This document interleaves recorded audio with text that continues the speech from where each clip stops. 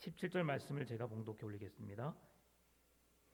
이 일 후에 내가 보니 각 나라와 족속과 백성과 방언에서 아무도 능히 셀 수 없는 큰 무리가 나와 흰 옷을 입고 손에 종려 가지를 들고 보좌 앞과 어린 양 앞에 서서 큰 소리로 외쳐 이르되 구원하심이 보좌에 앉으신 우리 하나님과 어린 양에게 있도다 하니 모든 천사가 보좌와 장로들과 내 생물의 주위에 서 있다가 보좌 앞에 엎드려 얼굴을 대고 하나님께 경배하여 이르되 아멘. 찬송과 영광과 지혜와 감사와 존귀와 권능과 힘이 우리 하나님께 세세토록 있을지어다. 아멘 하더라. 장로 중 하나가 응답하여 나에게 이르되 이 흰 옷 입은 자들이 누구며 또 어디서 왔느냐? 내가 말하기를 내 주여 당신이 아시나이다 하니 그가 나에게 이르되 이는 큰 환난에서 나오는 자들인데 어린 양의 피에 그 옷을 씻어 희게 하였느니라.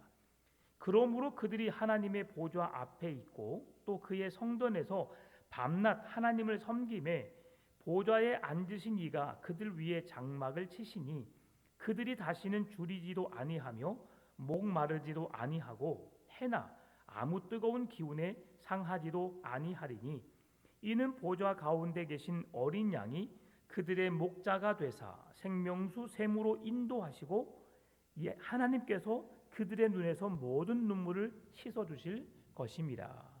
아멘. 시간에 우리가 지난주에 14만 4천 명에 대한 숫자를 우리가 함께 살펴보았습니다.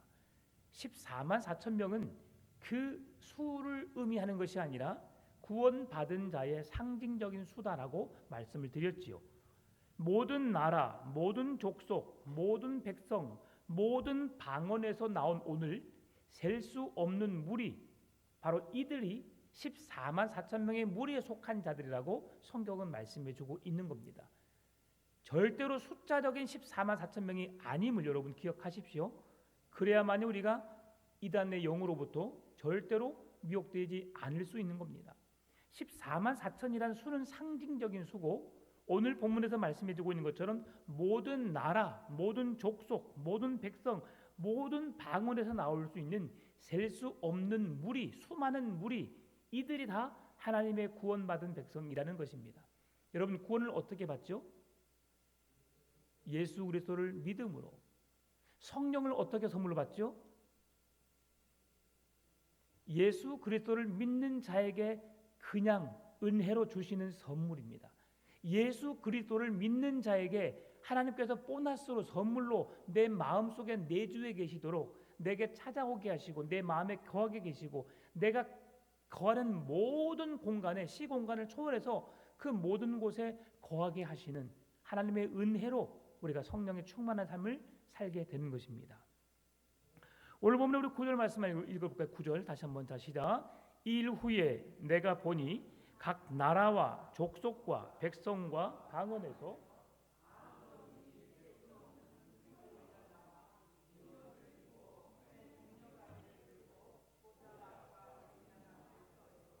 아멘. 네. 그렇다면 왜 셀 수 없는 무리의 수가 14만 4천 명일까? 네. 말씀드렸죠? 구약, 신약 그리고 곱하기 완전한 수 1000 곱해서 14만 4천이다라고 하는 것이죠. 이스라엘 12지파가 이렇게 해서 그 1200명씩 해가지고 14만 4천 명이다. 이렇게 12,000명씩 해가지고 14만 4천 명이다. 12지파. 그래서 했던 것을 지난주에 말씀을 드렸습니다. 왜 셀 수 없는 무리라고 성경에서 우리에게 구원받은 자의 수를 말씀하고 있는 걸까요? 그것은 구원에는 차별이 없기 때문입니다. 유대인이나 헬라인이나 야만인이나 그 누구에게든지 예수 그리스도를 믿는 자들에게 구원을 주시는 하나님의 능력을 모두에게 선물로 주신 것이죠. 그 전에는 유대인들에게만 구원이 있다고 믿었습니다.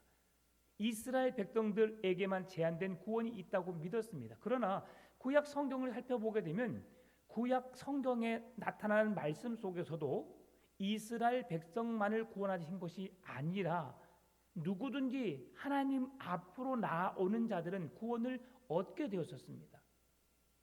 출애굽기 때 어떤 일이 있었죠?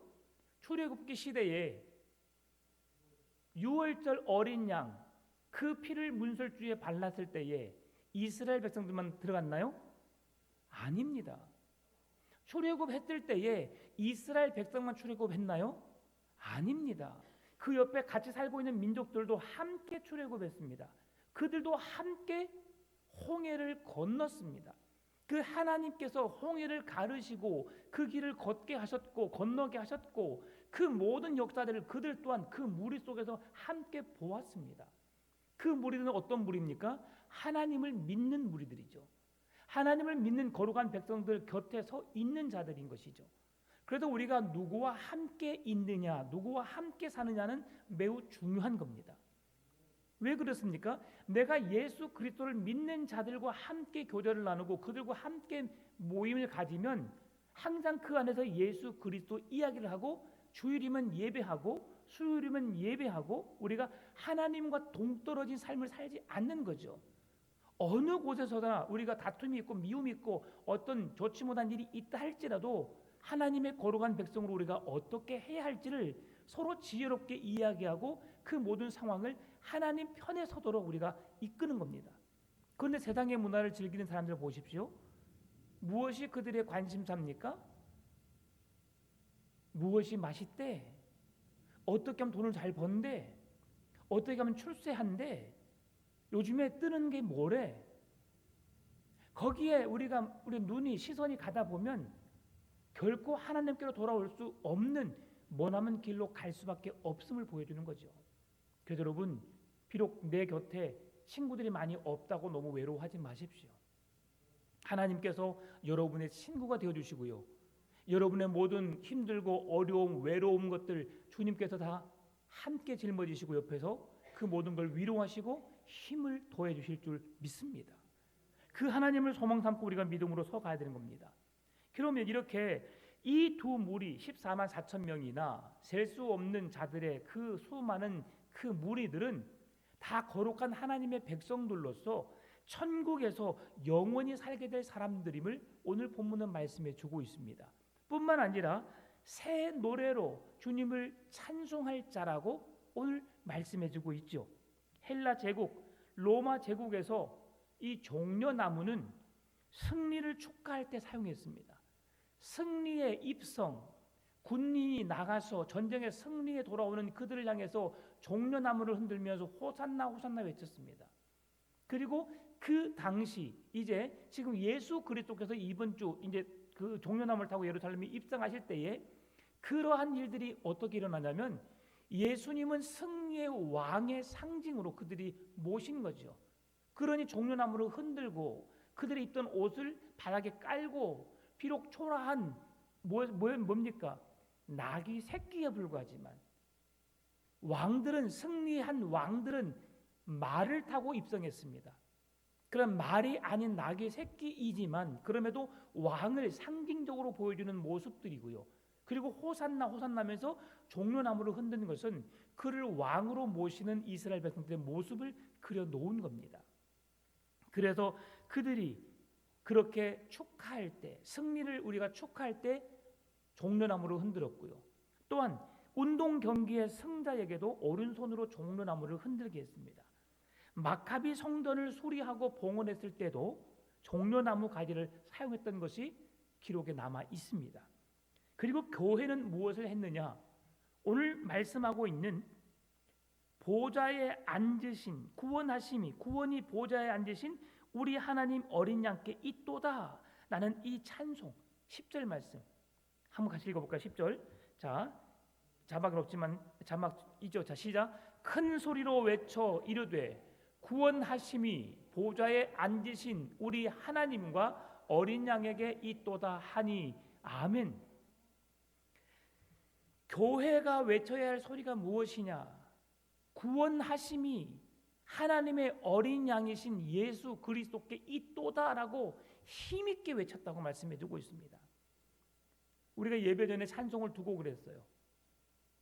301장, 302장. 여러분 어떤 마음으로 찬송했나요? 아직 입도 안 풀렸는데 뭔 벌써 찬송을 해. 그냥 예배 드리지. 아마 그렇게 생각하신 분도 계실 것이고, 또 어떤 분은, 저는 그랬어요. 찬송 두 곡이 좀 부족하구나. 예배 전에 한 서너 곡 부르는 게 좋겠다. 그래서 우리가 마음을 확 열고 하나님 앞에 예배하는 게 좋겠다는 생각을 해봤습니다. 이 구원하심이 어린 양에게 있도다라고 하는 그런 신앙의 고백으로 하나님이 나를 사랑하셔서 죄로 인해 죽어 마땅할 나에게 친히 찾아오셔서 보혈을 흘려주심으로 십자가에 못 박혀 죽으심으로 나를 구원하신 그 어린 양의 십자가의 대속의 은혜가 예수 그리스도께 있도다라고 이 백성들이 환호하며 힘있게 주님을 찬송했다고 말씀하고 있는 겁니다. 여러분 찬송할 때에 그냥 이거 내가 모르는데 이거 내가 아는데 이런 걸 떠나서 가사를 깊이 음미하시고, 또 그리고 그 가사를 통해 우리에게 말씀하시는 하나님 그 은혜를 기억함으로 믿음으로 고백하는 찬송이 될 수 있기를 바랍니다. 모든 찬송은 믿음으로 고백해야 되는 거예요. 곡조가 힘들고 어렵고 고음이고 저음이고를 떠나서 내가 할 수 있는 최선의 것으로 해야 되는 겁니다. 음을 못 맞춰도 괜찮습니다. 음은 그 사람이 누군가가 만들어 놓은 거예요. 부르기 좋게 듣기 좋으라고 해놓은 건데, 여러분 세상에는 노래만 잘 부르는 사람이 있는 것이 아니라 못 부르는 사람도 있어요. 잘 부르는 사람 보면 정말 기가 막히더라고요. 어떻게 그 사람들은 무슨 노래를 불러도 그렇게 은혜가 될까요? 듣다 보면 나도 그렇게 부를 수 있을 것 같아요. 어떤 흑인 여성이 찬양을 부르는데 그냥 음악을 털어놓는 것 같았어요. 너무 아름답습니다. 그 찬양을 받으신 하나님 얼마나 기뻐하셨을까. 그런데요, 그렇게 아름다운 화음으로 아름다운 목소리로 찬양하는 것도 좋아하지만 그렇지 않아도 괜찮습니다. 우리의 삶으로, 우리의 신앙의 고백으로 내가 그 음을 낼 수 없지만 내가 부르는 최고의 노래, 최상의 노래로 하나님을 우리가 찬송하면 주님은 기뻐하신다는 거죠. 노래 잘 부르는 사람만 찬양대 서는 게 아닙니다. 음치가 노래 부르면 여러분 어떻습니까? 여러분 어떻게 해요? 웃어요. 막 비웃어요. 저는 가끔씩 너 목보, 너의 목소리가 보여, 옛날에 그 TV 프로그램 있었죠. 즐겨 보면서도 그게 난 너무 싫었어요. 음치가 나오면 막 웃어요. 노래 부르는 거 보면서. 근데 그 사람들은 그걸 최선을 다하는 거거든요. 음치 고쳐질까요? 안 고쳐질까요? 고쳐집니다. 제가 아는 형 하나가 완전 음치였어요. 그런데 전주 영생고를 들어가더라고요. 영생고. 거기서 찬송을 하고 거기서 예배를 하더니 교회를 다니더니 거기 밴드부 들어가서 본인이 찬양 리더는 아니지만 찬양 단원으로 섰었던가 봐요. 거기서 고침받고 와가지고 노래를 부르는데 잘 부르더라고요. 고쳐집니다. 우리 보세요. 사투리 고쳐진 거 보세요. 나 연예인들 보면 놀랍습니다. 전라도 사람들은 전라도 특유의 언어가 있고요. 경상도 사람 경상도 특유의 언어가 있습니다. 근데 그 연예인들 보게 되면 다 서울 사람 같아요. 그럼 나중에 사투리 쓸 땐 참 묘하잖아. 그렇죠? 계속 3편으로 안 가도록. 자, 예수를 믿는 사람들은 어떻게 한다고요? 구원하심이 보좌에 앉으신 어린 양에게 있도다. 힘있게 우리가 기쁨으로 감사함으로 찬송해야 된다는 것이죠. 그러면 우리가 기쁠 때만, 즐거울 때만 하나님을 찬송하느냐? 그렇지 않습니다. 여러분 초대교회 성도들이 늘 좋은 일만 있었을까요? 로마의 심한 박해 속에 있었습니다. 그들은 죽음을 두려워하지 않고 죽음의 위험 속에 살았습니다. 여러분 스데반 집사가 복음을 증거한다는 이유로 죽었습니다. 세례 요한이 예수 그리스도의 복음을 증거하는 자로서 미움을 받아서 그의 결혼 문제가, 그런 이복 동생과 결혼 문제로 그렇게 그 말했다고 해서 미움을 사서 죽었습니다. 여러분 죽는 일이 허다했어요. 그럼에도 그들은 신앙을 지켰습니다. 왜요? 신앙을 지키는 것만이 이 세상에 그 어떤 것보다 가장 값지고 보배로운 것이기 때문에 신앙을 지켜야만이 하나님의 나라에 들어갈 수 있기 때문에 그런 것입니다. 요한계시록 7장 1절 8절 말씀은 지상교회에 대해서 언급해 놓은 겁니다. 그리고 오늘 본문의 말씀은 천상교회에 대해서 하나님이 말씀하고 계신 거예요. 흰 옷, 오늘 흰 옷을 이야기합니다. 흰 옷은 항상 정결, 순결, 승리를 상징합니다. 흰 옷에 대한 것은. 그리고 종려나무는 번영, 영광, 부활을 상징합니다. 그래서 구원받은 하나님의 백성이 흰 옷을 입었다라고 하는 것은 뭐냐면 그들이 정결하게, 순결하게, 하나님 앞에 거룩하게 구별된 자로서 하나님 앞에 승리의 찬송과 영광을 돌림으로 그들이 하나님의 부활에 참여할 영원한 하나님의 나라를 얻는 거룩한 백성이라는 것을 우리에게 보여주고 있는 것이지요. 오늘 본문의 10절 계속 다시 한번 제가 읽어드리겠습니다. 큰 소리로 외쳐 이르되, 어떤 소리로?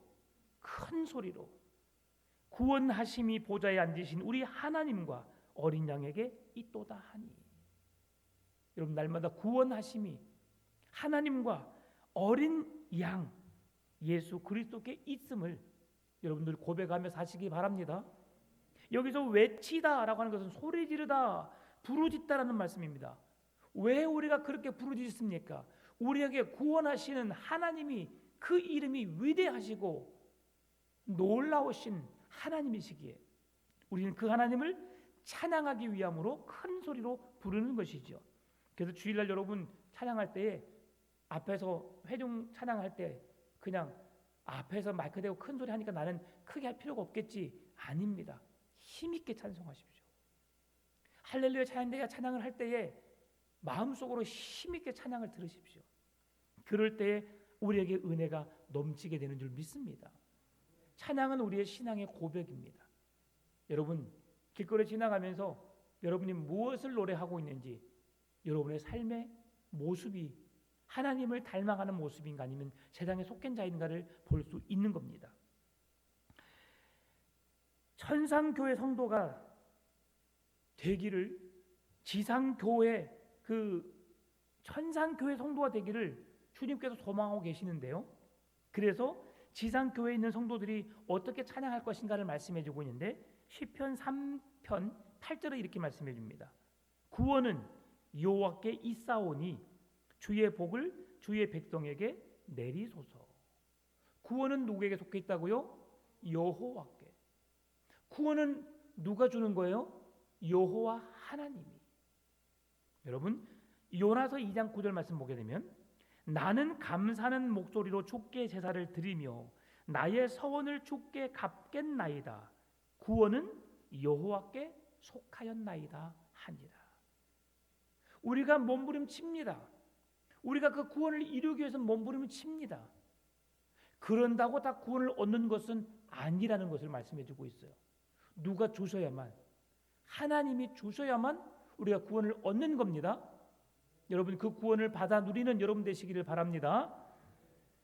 구원받은 사람들이 흰 옷 입고 거룩하게 성결하게 구별된 자로서 하나님을 찬양했다면 그 찬양하는 백성들에게 어떤 은혜가 있는가? 11절 12절입니다.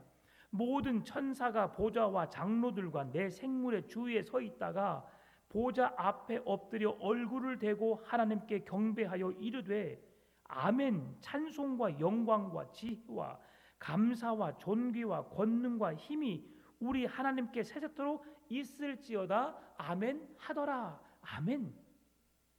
다시 한번 우리 12절 한번 볼까요? 다 시작. 이르되 아멘. 찬송과 영광과 지혜와 감사와 존귀와 권능과 힘이 우리 하나님께 세세토록 있을지어다. 아멘. 아멘. 이 모든 능력이 누구에게부터 나오는 거예요? 하나님께로부터입니다. 저녁에 잠을 잡니다. 아침에 일어날 때 여러분의 눈을 깨워주시는 분이 하나님이신 줄 믿습니다. 하나님이 눈을 뜨지 못하게 만들면 여러분은 그냥 하나님 나라에 가는 겁니다. 이 세상이 아닌. 그래서 오늘을 살게 하신 그 하나님께 나에게 이 삶을 주신 분이 누구시라고요? 하나님입니다. 그러면 그 하나님을 위해 살아가야 되죠. 그래서 살든지 죽든지 무엇을 하든지 다 하나님의 영광을 위하여 하라고 성경은 말씀하는 겁니다. 그런데 우리는 내 마음대로 살죠. 근데 여러분, 직장에서 사업장에서 열심히 살아가는 것이 하나님의 영광을 위하여 사는 것입니다. 그냥 헛된 시간, 후회할 시간 보내는 것이 아니라 뭔가 수고하고 땀 흘려 열심히 일하는 그 모든 것이 여러분은 하나님의 영광을 위한 삶입니다. 교회에 나와서 기도만 하고 찬송만 하고 말씀만 읽는 것이 하나님의 영광을 위한 삶이 아닙니다.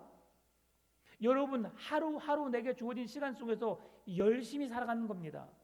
학생은 열심히 공부해서 내게 주어진 재능이 무엇인가를 찾는 거예요. 그래서 그 재능을 통해서 수많은 사람들보다 더 멋지게, 더 아름답게 서가는 겁니다.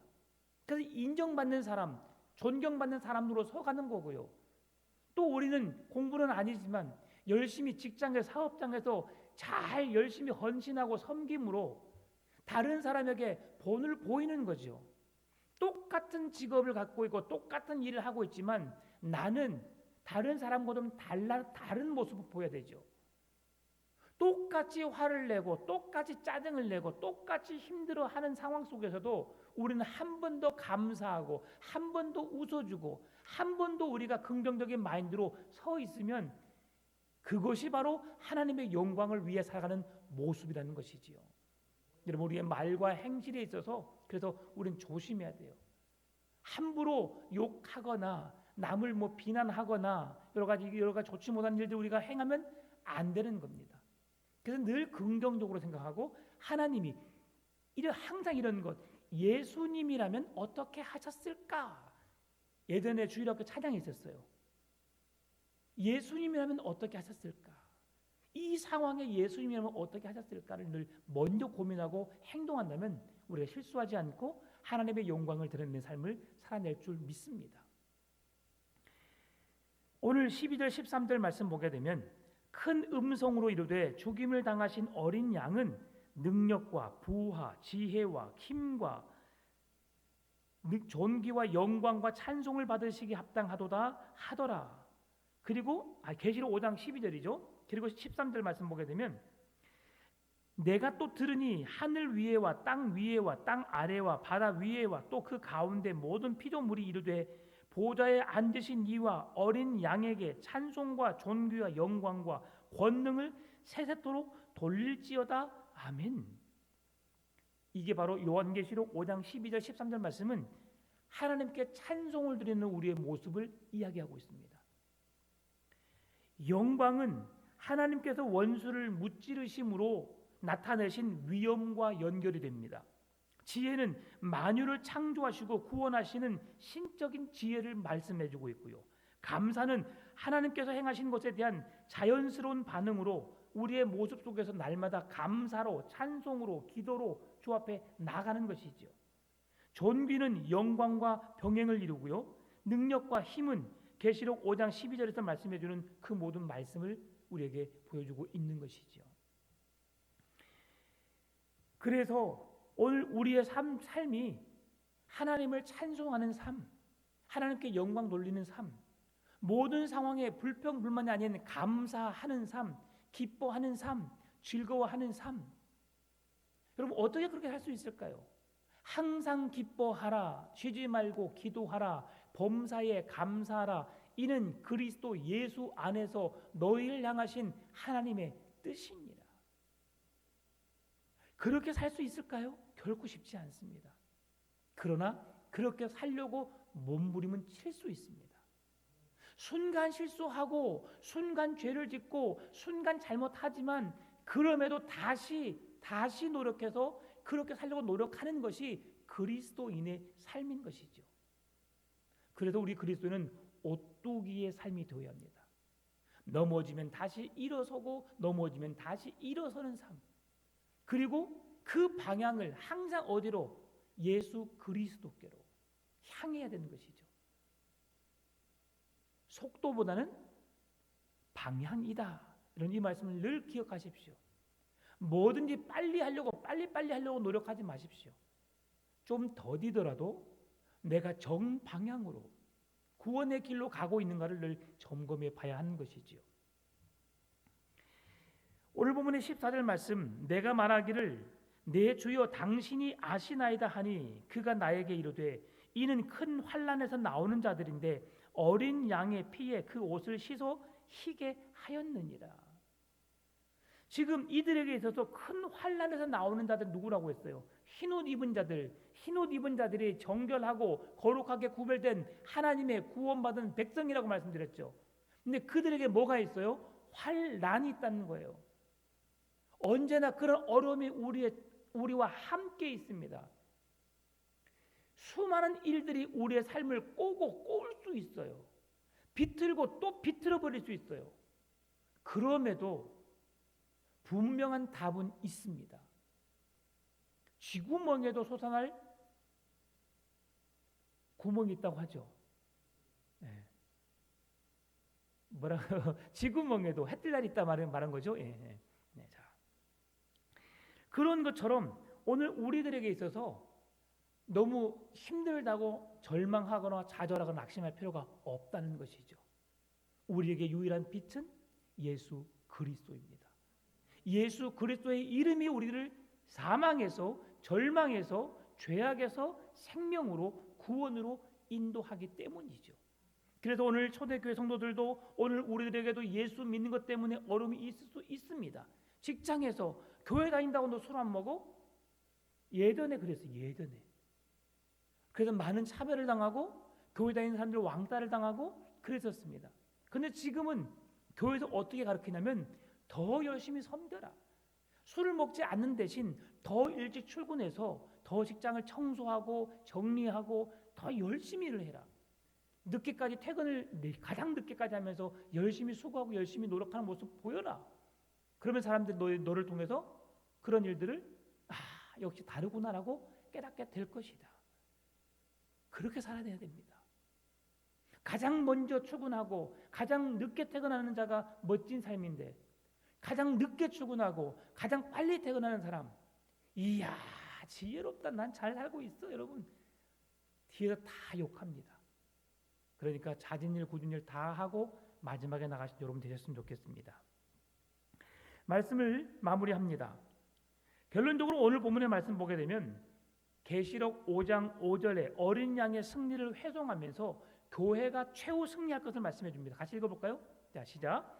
장로 중에 한 사람이 내게 말하되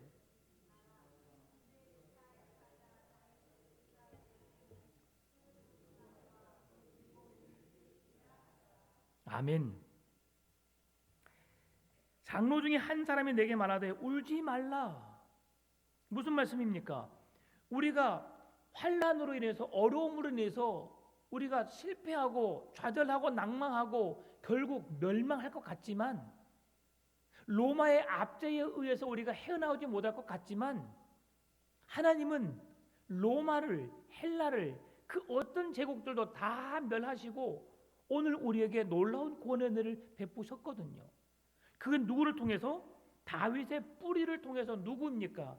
예수 그리스도시죠.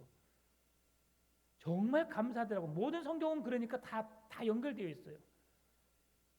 지금 신약 우리가 마가복음 계속 묵상하고 있으면서 새벽에 매일 성경을 통해서 다윗의 뿌리, 다윗의 자손 계속 우리가 묵상하고 있잖아요. 그 사람들은 예수님을 뭐라고 불러요? 나사렛 사람. 나사렛 사람 맞아요, 안 맞아요? 맞아요. 근데 그것은 예수님을 비하하는 말입니다. 예수님을 다윗의 후손으로 오는 자라고 그들이 그렇게까지 말합니다. 그러나 우리를 죄악에서 건질 구원자라고는 고백하지 않습니다. 다윗의 혈통을 잇는 저 사람, 그런데 그는 목수의 아들이야.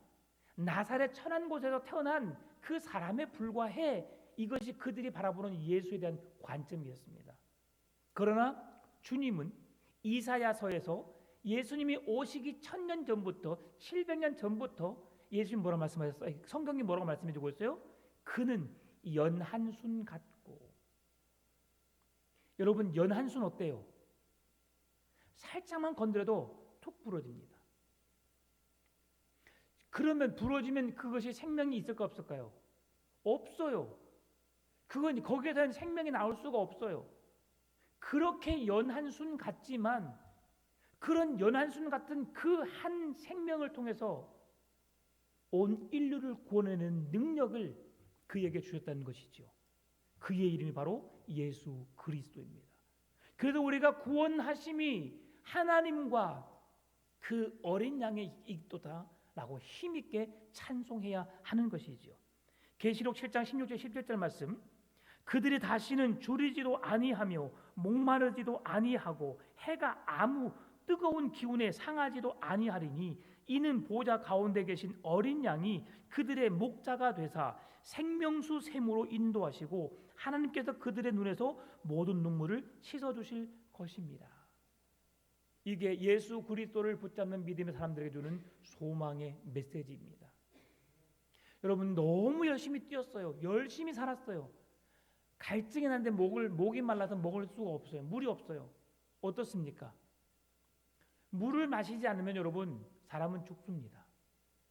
우리의 몸에 수분이 몇 프로예요? 70%입니다. 혈액이 우리 몸에서 1리터만 빠지면 사람은 죽습니다. 그래서 헌혈도 400ml, 450ml, 많으면 500ml 정도밖에 안 해요. 적게는 350ml.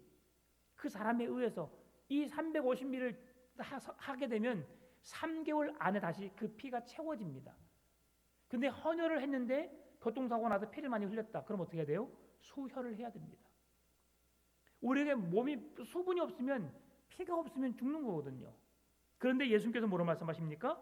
보좌 가운데 계신 어린 양이 그들의 목자가 되사 우리의 힘들고 어렵고 해결되지 않는 문제를 안고 있지만 좌절하고 실망하고 고통 속에 있지만 그러나 목마른 우리의 심령에 생명수 샘이 되어 주셔서 우리에게 절대 물이 마르지 않는 생명수 샘이 되어 주셔서 우리의 모든 피로를 목마름을 갈급함을 채워주시는 하나님이 우리와 함께 하실 것이라는 소망의 메시지를 주는 것이죠. 뿐만 아니라 고통 중에 힘들어해서 펑펑 울면서 신음하며 괴로워하는 우리들의 곁에 찾아오셔서 우리의 모든 눈물을 닦아 주신다고 말씀하신 거죠. 그래서 결론적으로 흰 옷 입은 셀 수 없는 수많은 무리, 하나님이 거룩하게 구별된 백성들은 결코 그들을 내버려 두는 것이 아니라 그들에게 찾아오셔서 구원의 소망이 되어주시고 생명수 샘이 되어주시고 우리의 모든 눈물을 닦아주시면서 영원한 구원에 이르는 하나님의 백성으로 살게 하신다는 것이죠. 14만 4천 명만 절대 아닙니다. 예수 그리스도를 주로 믿는 믿음의 사람들 모두에게 주어지는 이 놀라운 구원의 은혜가 오늘 우리와 우리의 가정에 넘쳐나시기를 바랍니다. 마지막 성경 말씀 하나 더 읽고 마치겠습니다. 요한복음 7장 38절 39절입니다. 같이 읽겠습니다. 시작. 나를 믿는 자는 성경의 이름과 같이 그 배에서 생수의 강이 흘러나오리라 하시니 이는 그를 믿는 자들이 받을 성령을 가리켜 말씀하신 것이라. 예수께서 아직 영광을 받지 않으셨으므로 성령이 아직 그들에게 계시지 아니하시더라. 아멘. 하나님께서 우리에게 약속하신 생명의 샘이 뭐라고? 생명수 샘이 뭐라고요? 성령이라는 거죠. 우리가 갈급하지 않고 고통스러워하지 않고 아파하지 않고 낙심하지 않고 실패하지 않고 좌절하지 않고 우리가 늘 하늘의 소망을 두고 살아갈 수 있는 그 생명수 샘과 같은 그게 뭐라고요? 성령 하나님이라는 거죠. 그래서 우리의 마음속에 근심시키면 안 돼요. 성령이 내 곁을 떠나게 하시면 안 되는 겁니다. 그러나 하나님이 여러분을 구원하시기로 작정하셨기에 결코 여러분 곁을 떠나지 않으십니다. 여러분은 하나님의 손을 놓을 수 있습니다. 여러분은 순간 하나님을 멀리 떠날 수 있습니다. 그러나 주님은 여러분 곁에 늘 함께 계십니다. 그 여러분 곁에 계신 그 성령님, 그 주님을 더 가까이 그 주님을 향해 나가시고 그 은혜 속에 늘 거하시면서 하나님이 우리에게 주신 구원의 놀라운 선물을 받아 누릴 수 있는 그래도 힘들고 어렵고 고통스러운 우리의 눈물을 닦아주시는 주님의 위로와 주님의 사랑을 힘입는 믿음의 삶으로 승리하시기를 주의 이름으로 축원합니다. 참 좋으신